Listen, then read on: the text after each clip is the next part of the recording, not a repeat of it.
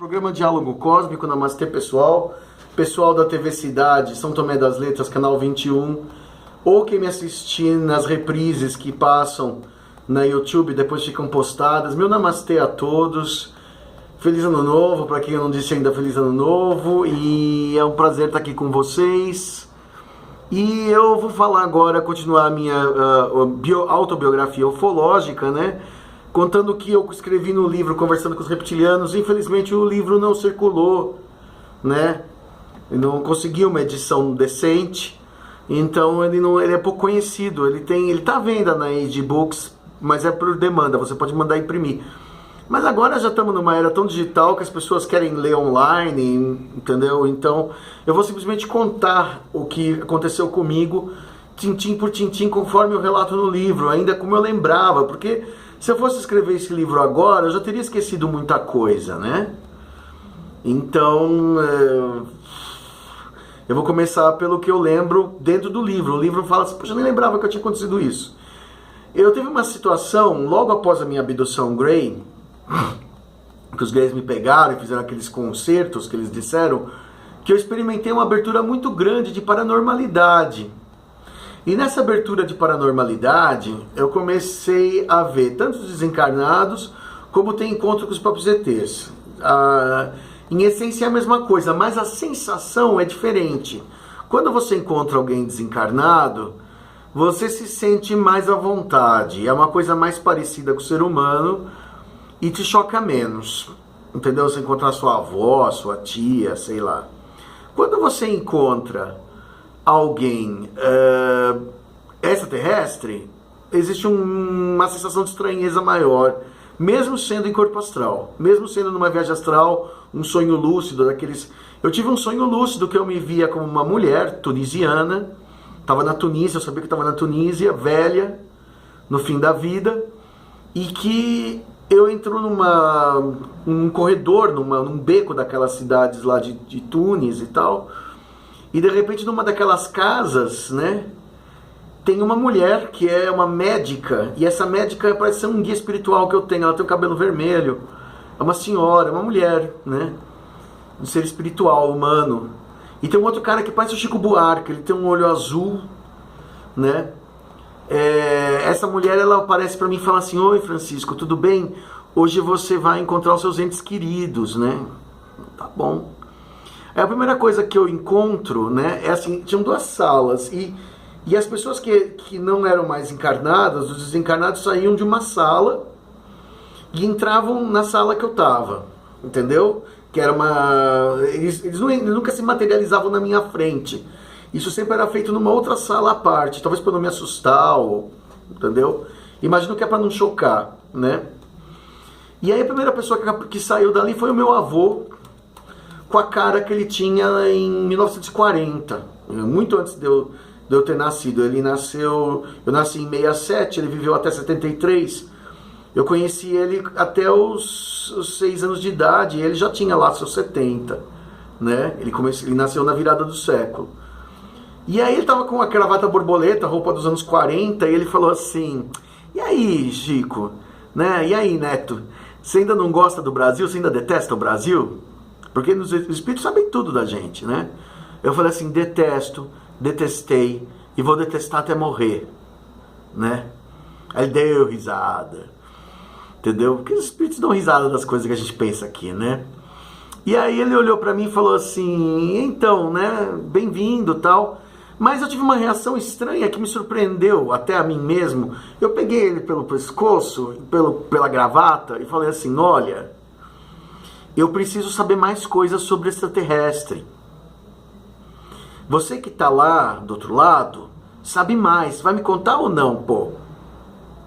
Aí a médica fez, não.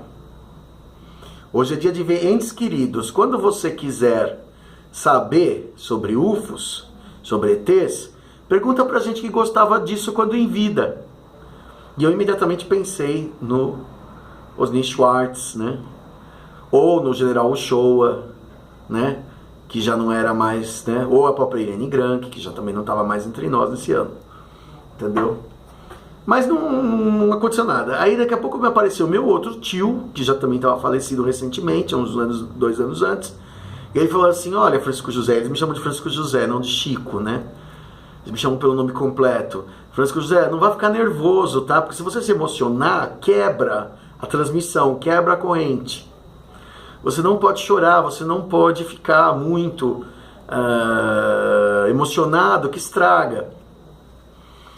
Eu falei, tá bom.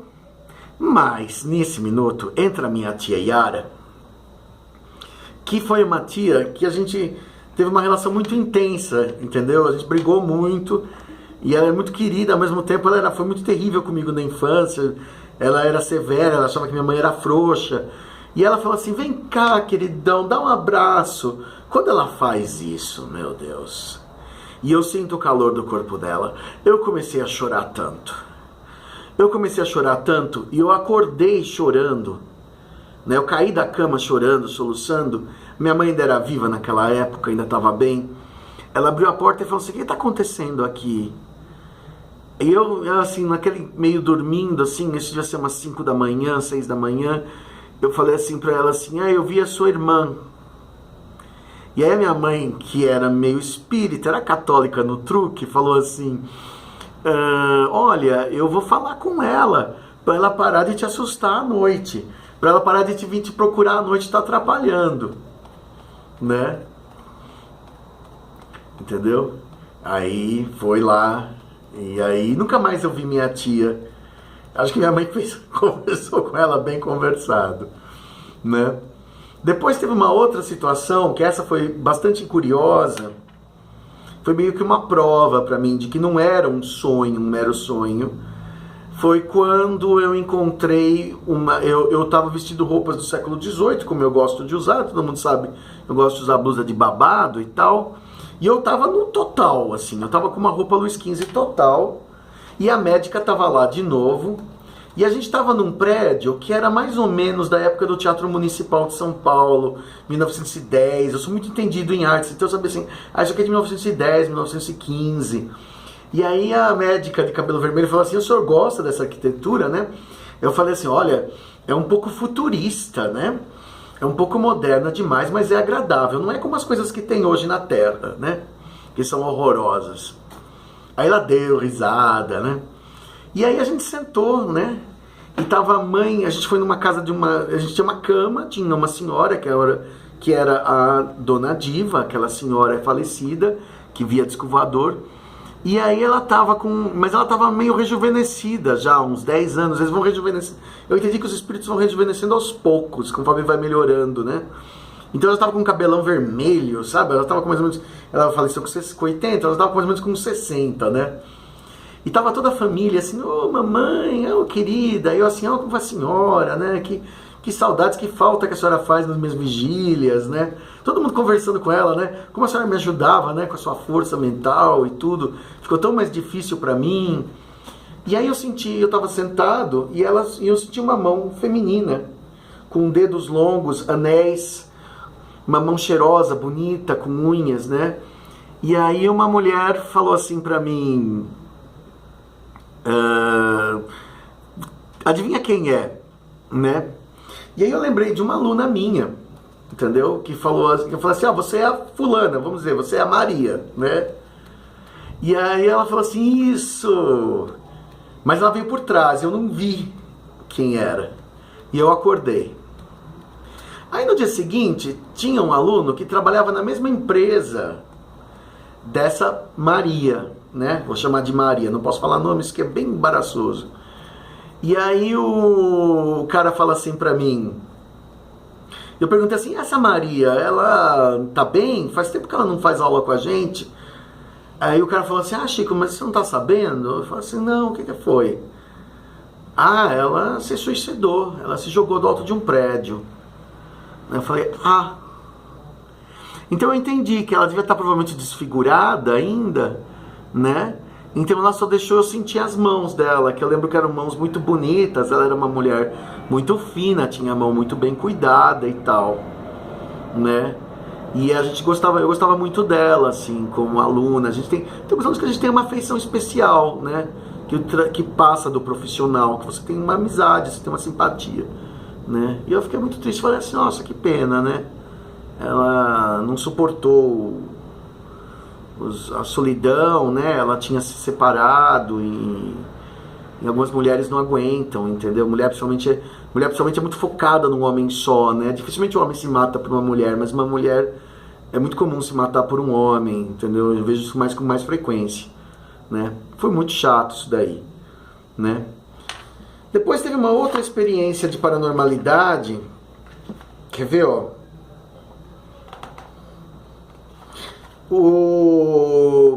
Depois eu tive uma visita à Base Grey, que eu chamo de visita à Base Grey, onde eu me vi. A gente vai trocando de corpo facilmente nesses ambientes, entendeu? Você vai tomando outras formas. Assim como eles podem se travestir de uma série de coisas, você também pode tomar formas de outras vidas e outras formas que não são tuas. Então eu estava numa Base Grey subterrânea, eu me vi lá, tinha um elevador, tinha um monte de maquinetas, de máquinas, e tinha muitas caminhas, todos os Greys usando aquela roupinha. E quando eu olhei assim para minhas mãos e para o meu corpo, eu era um Grey também, né?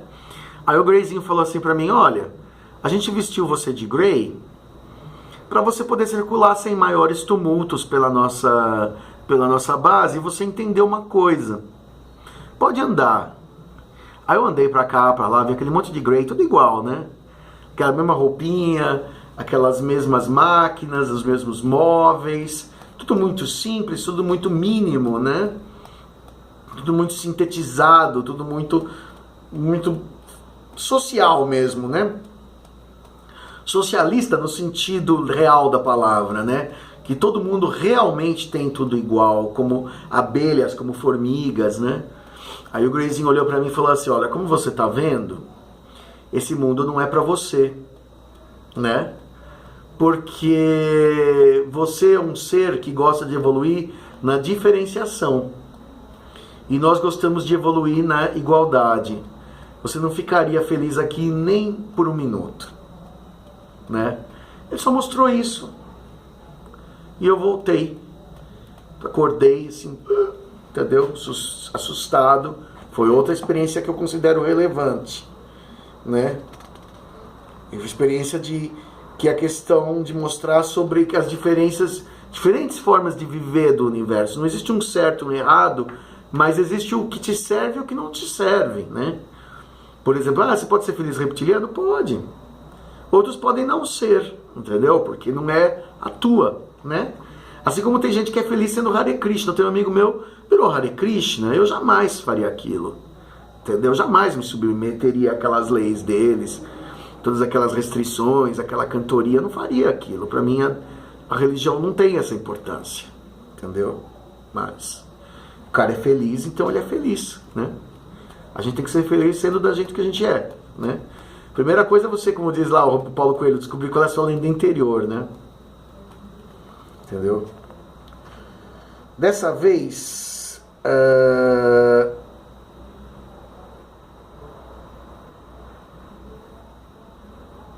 e aí tem a cena mais, e de toda essa época, né? Teve o mais forte de todos, que foi em que, ó, esse aqui, ó.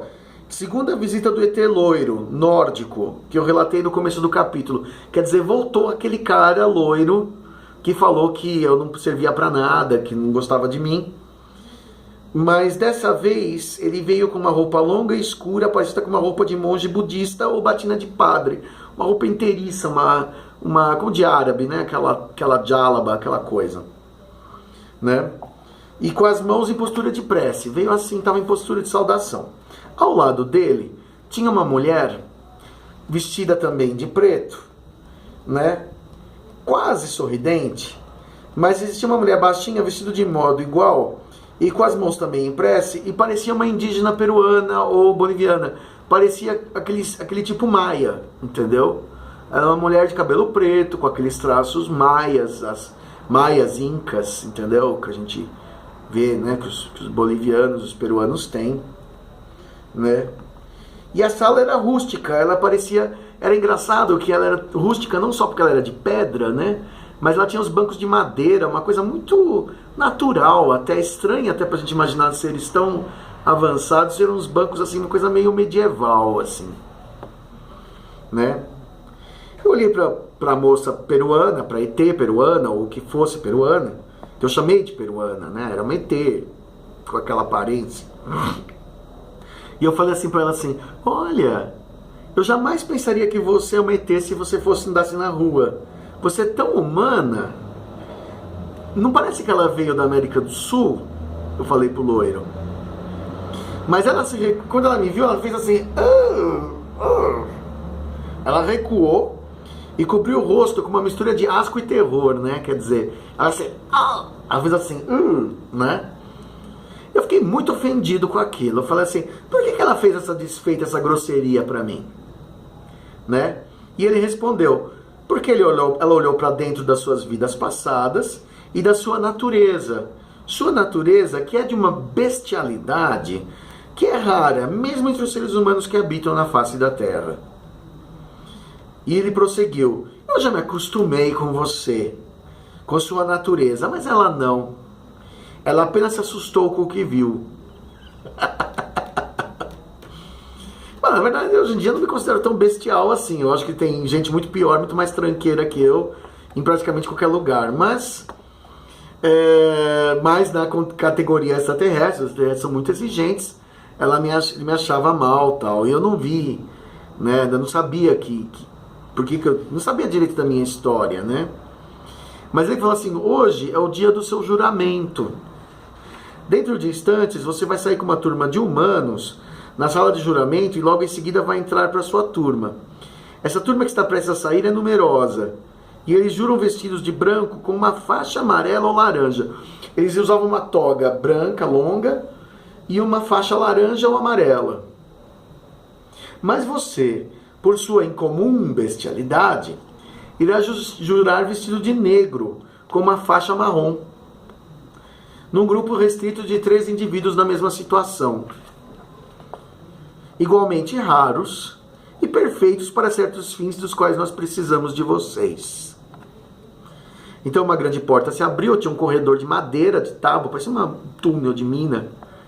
E saiu uma turma sorridente de humanos que conversavam alegremente sobre o juramento que acabaram de fazer. Eram humanos comuns. Eu senti que eram humanos que tinham aceitado o contato e que tinham sido escolhidos. Um time de humanos mesmo, não era reptiliano, não era nada. Né?